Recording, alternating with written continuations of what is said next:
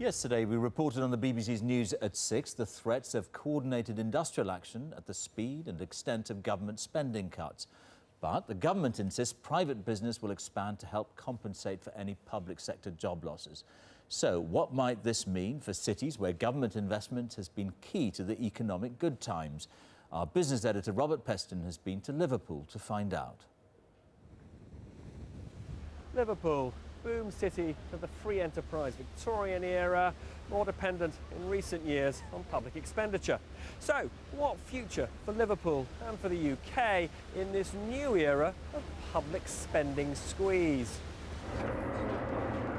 If the UK is to avoid a double dip back into painful recession and avert the kind of civil strife that the president of the Police Superintendents Association warned about today, private sector companies will have to expand and go on a hiring spree. That means they have to sell more overseas and invest considerably more. All of the parts are manufactured by... It can be done, according to a medium-sized manufacturer and designer of high-tech kit for the pharmaceuticals industry based in a Liverpool business park. The process of growth actually started 2 years ago when we recognised the changes in the global economy. We were operating as a traditional manufacturing business, exporting to easier markets like the USA. We then recognised that we needed to penetrate the emerging markets. What sort of places? These places include India, they include China.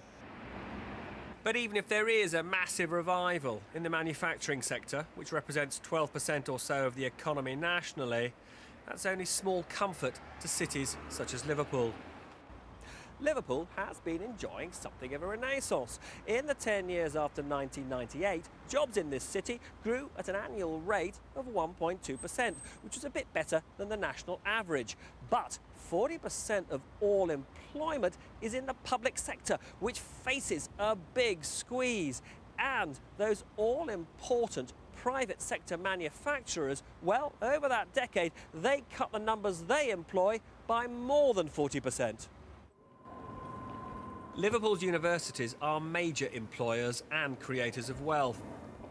The Vice-Chancellor of Liverpool John Moores University is already trimming his budget. We would certainly have to reduce the range of programmes that we have, so that programmes that are just about economically viable now won't be if we have large cuts, and therefore the choice will be different.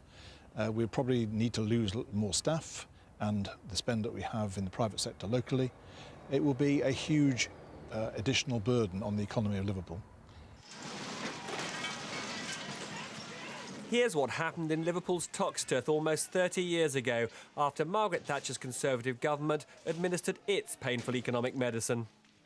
Well, A community leader from that era says he doesn't expect to return to extreme strife, but...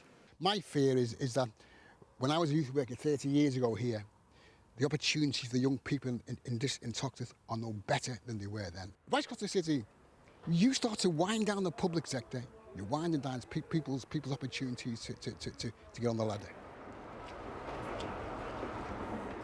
The British economy is being steered in a new direction, and for parts of the UK like Liverpool, where the private sector is underrepresented, the length and precariousness of the voyage is uncertain. Robert Peston, BBC News, Liverpool.